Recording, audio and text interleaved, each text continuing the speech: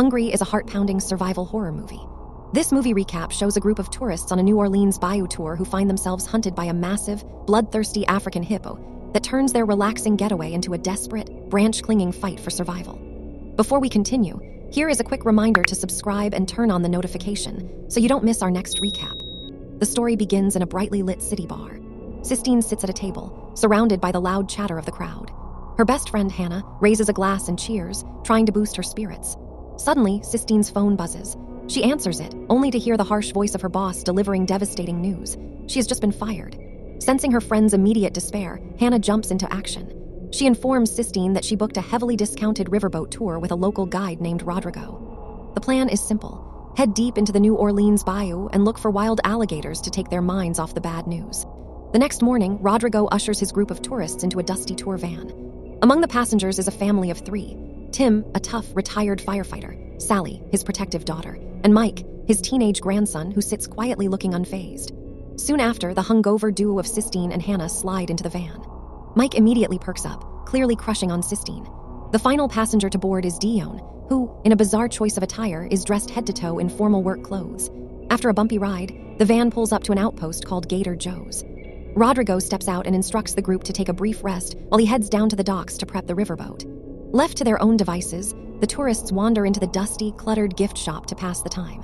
Inside, Sally and Mike stop in front of a massive, weathered animal skull. Walker, the rugged tour operator, steps out from the back office, pointing to the skull and warning them about how dangerous and territorial hippos are.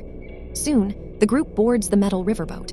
Rodrigo hands out safety vests and delivers a standard safety briefing, telling them to keep their hands inside the vessel at all times. The engines roar to life, and they sail deep into the narrow canal, snapping photos of raccoons scrambling along the muddy banks and tiny alligators slipping into the water. Eventually, Rodrigo cuts the engine at a secluded spot.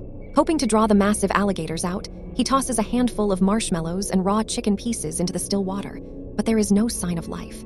They continue down the winding canal, but the playful atmosphere vanishes when they spot the carcass of a massive alligator, torn completely in half. The tourists grow frantic. Sensing immediate danger, Rodrigo decides to turn back.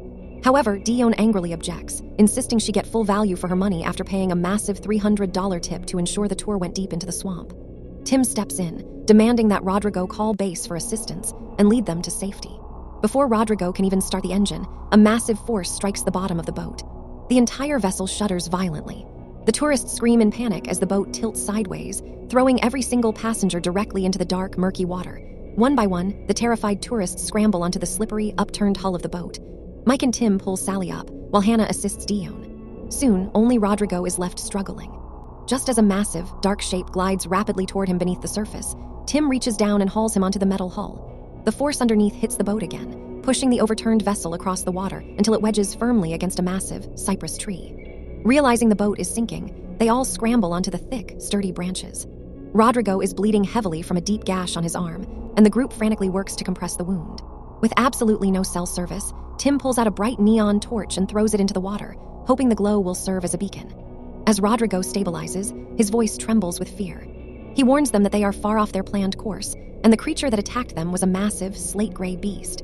Even worse, the base won't realize they are missing for hours. Rodrigo's breathing becomes shallow as he grows weaker from blood loss. Spotting a floating plastic cooler containing fresh water, Mike reaches down from a low branch to hook it with a long stick.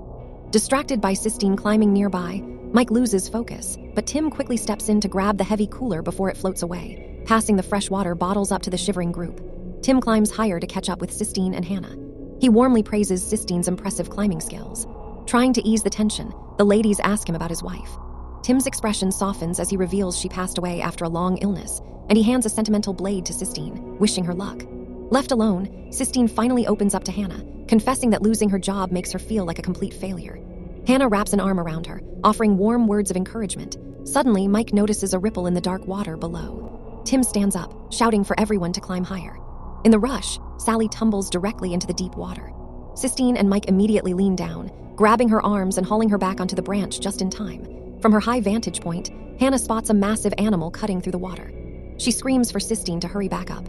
Sistine scrambles up the bark just as the animal slams hard against the trunk, shaking the branches violently. Hannah loses her footing and plunges into the water. The massive beast instantly submerges, dragging her under. Realizing he has to act, Tim dives courageously into the water to distract the beast and pull Hannah to safety. But within seconds, Tim is dragged beneath the surface, gone in an instant.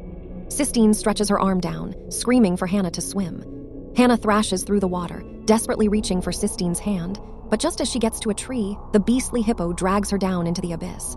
The remaining survivors stare at the bloody water, finally realizing the true, horrific nature of the beast hunting them. Meanwhile, back at Gator Joe's, Walker notes that Rodrigo's tour is now over 5 hours late. Checking the computer, he finds the vessel's tracker isn't picking up a signal. Sensing something is terribly wrong, Walker gears up and takes his personal speedboat out into the bayou. Back in the swamp, Sally and Sistine sit huddled together on a thick branch, comforting each other. Desperate for answers, Dion demands to know from the semi-conscious Rodrigo if the boat's emergency tracker was actually turned on. Rodrigo mumbles that he isn't sure. Mike suggests they try to light a signal fire to attract rescuers. He carefully climbs down to the half-submerged boat to retrieve a fuel canister to pour around the floating hull. Dion then insists that someone needs to swim down and retrieve the actual emergency tracker box from the cabin underneath the boat. She declined doing it, coldly pointing out that she isn't a swimmer. Seeing the argument, Sistine steps forward and volunteers to dive down instead. Using Mike's lighter, they carefully ignite the fuel, creating a ring of bright orange flames on the water. Rodrigo hands Sistine the small key to the waterproof red box containing the tracker. Dion tries to reassure her, claiming that hippos are naturally terrified of fire. Taking a deep breath, Sistine dives into the dark, murky depths. Swimming through the dark, flooded cabin, Sistine bumps into the lifeless body of Hannah and suddenly recoils in terror.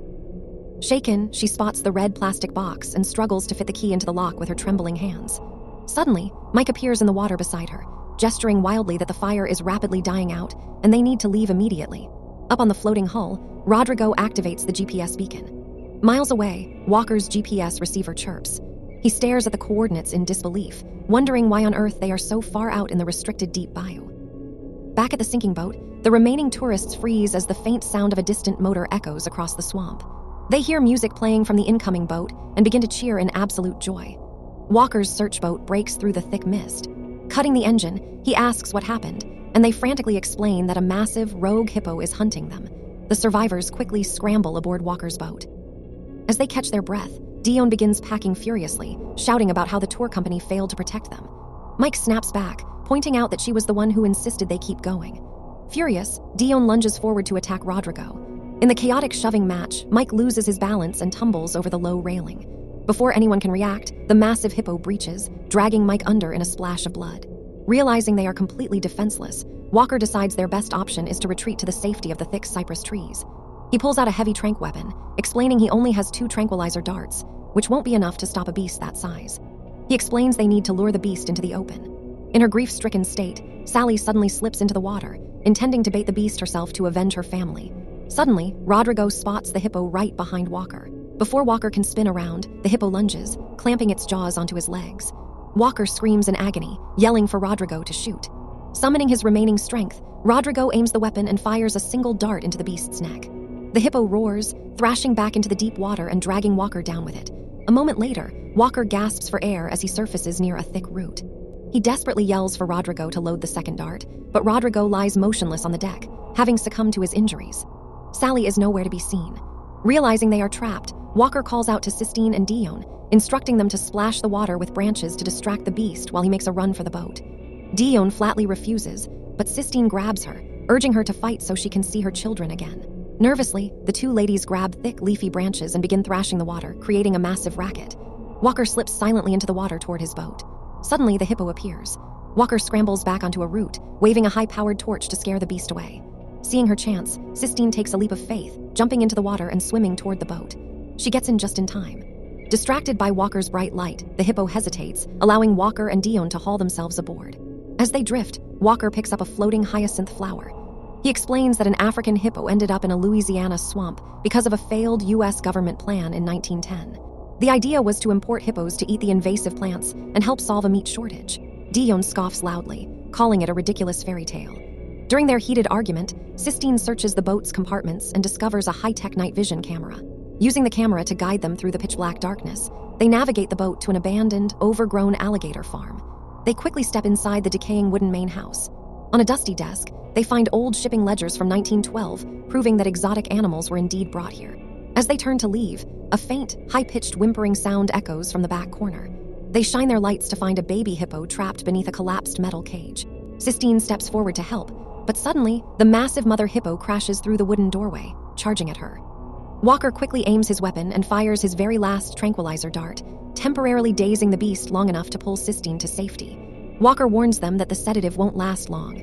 They need to find fuel to start a massive fire for a smoke signal. Scavenging through the dark, dusty rooms, they locate a massive drum of industrial motor oil, tipping it over to pour the flammable liquid across the wooden floorboards. As Walker moves toward the main door, the giant hippo suddenly blocks the doorway, its eyes wild with rage. Walker silently gestures for the ladies to slip out through the back. The hippo roars and crashes through the interior wall. Sistine and Dion bolt into a side room, but in a panic to save herself, Dion slams the heavy metal door shut, locking Walker outside with the beast. That's the end for Walker. The hippo's heavy footsteps echo in the corridor, forcing the ladies to split up. Dion runs towards a pit and lands hard, instantly snapping her leg. Sistine quickly drops down into the pit too. Supporting Dion's weight, they slowly hobble toward the exit.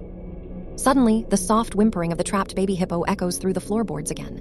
Sistine stops, telling Dion to keep going while she goes back to free the calf. Just as Dion painfully moves towards the exit, the massive mother hippo emerges from the shadows.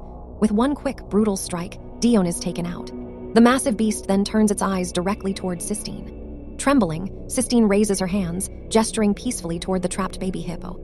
She slowly reaches down, using her gift blade to loosen the strings binding the cage. The baby hippo happily runs to its mother.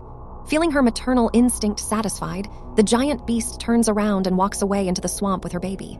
A moment later, the loud, beating sound of helicopter blades cuts through the air. A powerful searchlight beams down through the collapsed roof, illuminating Sistine as she weeps with relief. She is finally safe. Make sure to subscribe and turn on the notification to watch more videos like this.